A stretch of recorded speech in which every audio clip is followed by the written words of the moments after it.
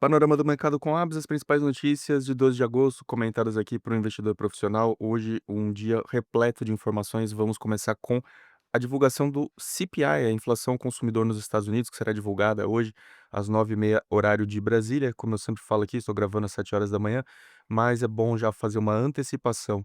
Uma leitura de um núcleo da inflação mês contra mês de 0,1% ou até menos. Claramente uma leitura dovish, então favorece aquela interpretação do fechamento da semana passada com o payroll mais fraco. Agora o consenso é de 0,2% de aumento mês contra mês, e aí nada vai mudar. Na verdade existe uma pressão do petróleo, que eu já vou comentar. Agora acima disso, 0,3, 0,4, aí é muito mais hawkish, aí realmente aquele papo de aumento de juros nos Estados Unidos volta com muita força e provavelmente os mercados caem, dólar sobe e curva sobe também. Então ficar bastante atento, hoje é o resultado mais importante da semana de divulgação de dados macroeconômicos, então muito importante que nós, continuemos de olho nessa informação, porque certamente vai ditar muito do sentimento de mercado. Outro ponto que eu gostaria de comentar e que foi divulgado ontem, que é uma pesquisa sobre otimismo de pequenas empresas nos Estados Unidos. E esse índice de confiança ele foi para o maior nível nos últimos 11 meses. Então, as empresas estão considerando que agora é um bom momento para expandir, as pequenas empresas. E teve uma questão interessante, que a escassez de mão de obra voltou a aparecer como um problema nessa pesquisa.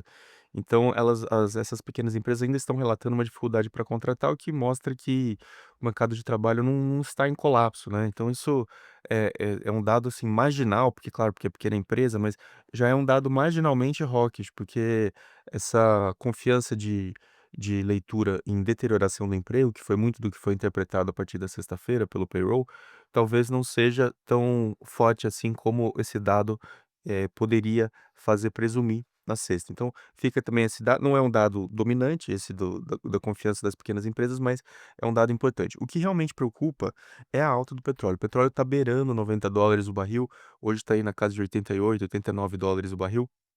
E esse é o ponto fundamental, porque o petróleo acima de 85 transforma a questão da energia num grande problema inflacionário. Então, é essa preocupação, e que talvez esse dado aqui do CPI de hoje ainda não pegue, em razão da alta mais recente. Então, como é um CPI, de julho, é bem possível que ainda boa parte desse aumento não esteja nessa divulgação, de agosto, que é referente ao mês de julho. Então, o cenário é muito ruim para o Fed ficar parado, a verdade é essa. E nós temos que prestar atenção. É claro que o macro não é um negócio que vai ditar totalmente a sua alocação como investidor, mas é importante sempre estar de olho por uma visão contextual do que está acontecendo, sempre muito importante para qualquer investidor.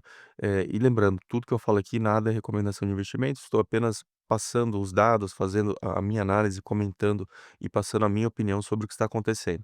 Em relação à China, continuamos com aquele problema que eu disse no final de semana. Eu não vou gastar muita energia com a China hoje, porque eu tenho outras informações mais relevantes, mas aquela história da desinflação, a demanda doméstica fraca, o PPI veio mais fraco, o CPI mais fraco no final de semana, então isso continua como um indicador de que a demanda doméstica segue muito fraca. Agora eu quero comentar os resultados de ontem, excelentes earnings que mostram que a tendência de A ainda está muito forte. Começar por CoreWeave, até gravei um vídeo também que vai para o Shorts e para o Reel.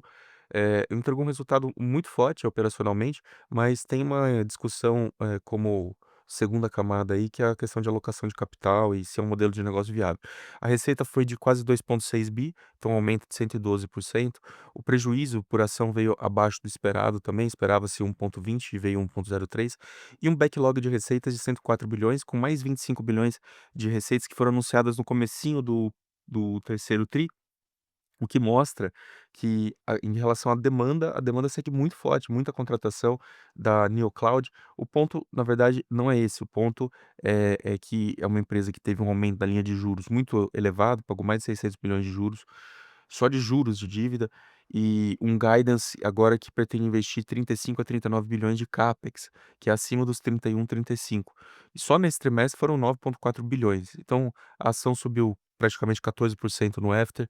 Claro que é um resultado muito positivo para a Nvidia, porque ela é grande compradora de GPUs da Nvidia e mostra que existe uma demanda para absorver esse build-out de GPUs. E o grande ponto interessante é que, dessa vez, a demanda não ficou restrita aos AI Labs, né, os laboratórios de IA, como o Anthropic, OpenAI, não, tivemos empresas da economia real contratando a CoreWeave. E interessante que a Caterpillar foi uma grande contratante da capacidade computacional da CoreWeave, que mostra que a IA está entrando na economia real. Isso é muito interessante, porque não, estamos bem fora já de uma bolha ou de algo que seja meramente restrito a empresas de tecnologia e começamos a ver a IA penetrando todas as camadas da economia. Então, isso é um ponto muito interessante, mas, de novo, não é recomendação de investimento, eu não tenho posição em CoreWeave, na verdade eu sou bastante cético com relação ao modelo de negócio, eu acho até que eu me pareço mais com o Jim Chanos nesse ponto sobre questionar esse modelo de negócio, porque é uma empresa extremamente alavancada, mas claro, o retorno está aí, a receita mostra que existe uma demanda, mas não é particularmente um modelo de negócio que me agrada. E o grande ponto é qual ainda continua sendo, qual é o retorno sobre essas dezenas de bilhões de dólares. Então, fica também esse comentário, mas de um modo geral, muito bullish para a demanda de Nvidia e muito consistente com a ideia de que todas as ações do ecossistema de IA vão continuar subindo. E agora eu vou para o próximo nome, que é a Supermicro, também teve um grande resultado, empresa que fornece também servidores, toda a parte de solução, de GPUs, de microcloud, fornecimento de energia, storage, tudo isso faz parte do segmento de oferta da Supermicro Computer. Também teve um resultado muito bom, praticamente dobrou aqui a receita trimestral, mas o grande gargalo, e por isso que eu acho importante você acompanhar os earnings das empresas, porque você acaba obtendo informações sobre o que está acontecendo na cadeia como um todo, é que o gargalo da IA está migrando para a parte de infraestrutura. Então, energia, refrigeração, networking, e isso está atrasando a entrega dessas empresas. Então, atenção, uma informação como essa faz com que o investidor comece a olhar novamente para energia, refrigeração, networking, são as partes que estão já numa outra camada dessa estrutura da IA, mas que são tão importantes quanto para que um data center de IA funcione. Eu já fiz vídeo sobre isso. Você pode pesquisar no YouTube, pode pesquisar no Shorts também. Tem vários vídeos sobre esse assunto que eu detalho as camadas. Não dá para falar aqui no podcast em razão do tempo.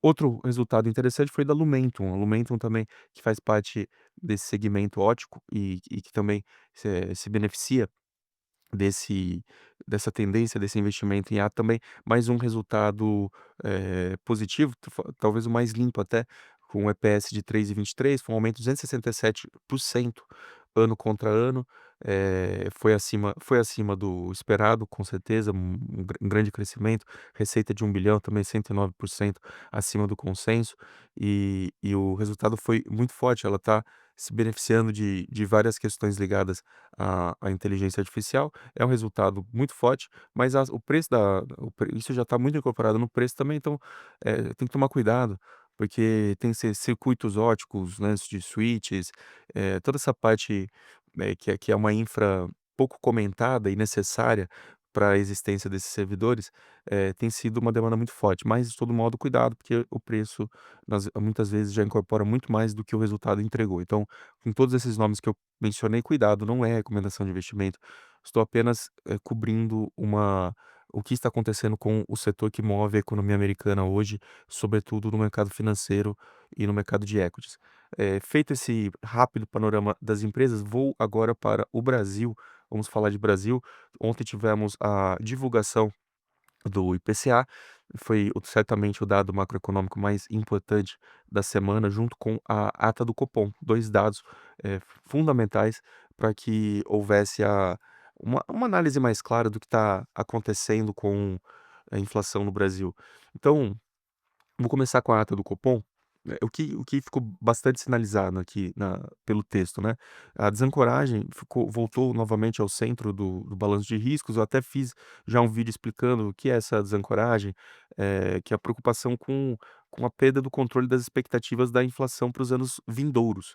Então, esse é um grande problema, a gente detecta isso no Focus, e aqui a autoridade monetária já começa a observar que esse é um grande problema. Significa o quê? Que o mercado está falando para o Copom: "Olha, não acredito na convergência da inflação à meta". Então isso por si só, essa desancoragem já seria uma um um um fator que impediria novos cortes por parte do Banco Central. Então fique atento, porque, existe um pessimismo muito grande com as condições macroeconômicas no Brasil, por parte dos economistas. Outro ponto ainda, que é o choque do petróleo, que é um risco de segunda ordem, mas tem que ser monitorado. Acabei de falar aí no comecinho do podcast sobre o aumento da cotação do petróleo, perto de US$ 90, então é uma situação bastante desafiadora, certamente. Depois, questão fiscal, eu venho comentando em todos os podcasts, o endividamento crescente, despesas que crescem muito mais do que a arrecadação, e isso consequentemente faz com que haja uma pressão, uma desconfiança muito maior por parte do investidor. Então os dados mostram isso, não tem muito o que falar, e ainda num ano eleitoral em que se discute muito pouco, o que tipo de ajuste fiscal terá que ser feito em 2027, passa longe do debate esse tipo de discussão. Então isso também está na ata do Copom. É claro que pode a atuação da autoridade monetária é para os vértices curtos, mas certamente essa questão paira e dificulta muito também a condução da política monetária. E o quarto ponto é o mercado de trabalho. Eh, Ainda que haja uma perda de ritmo, né, por parte aqui o desemprego ainda segue em mínimas históricas, então ainda fica num ponto muito difícil para justificar esses cortes graduais, tendo em vista que o mercado de trabalho ainda está forte. Então, a síntese de tudo isso é o quê? Com aquilo que eu já tinha comentado em outros panoramas e até em vídeos, que eles deixaram a porta aberta para novos cortes, mas o ritmo ainda fica travado aí em 25 basis points e com uma opcionalidade para pausa. Então, um banco central que não quer se comprometer com um ciclo contínuo de afrouxamento monetário, porque existem muitas dificuldades e uma probabilidade de Federal Reserve também subir juros. Então, aquilo que eu tenho comentado é uma situação muito difícil para o Brasil nesse momento em relação a corte de juros, e isso vai acabar pressionando as empresas de um modo geral. E depois aqui o outro dado, IPCA, a inflação, onde ela diminuiu e onde ela contraiu.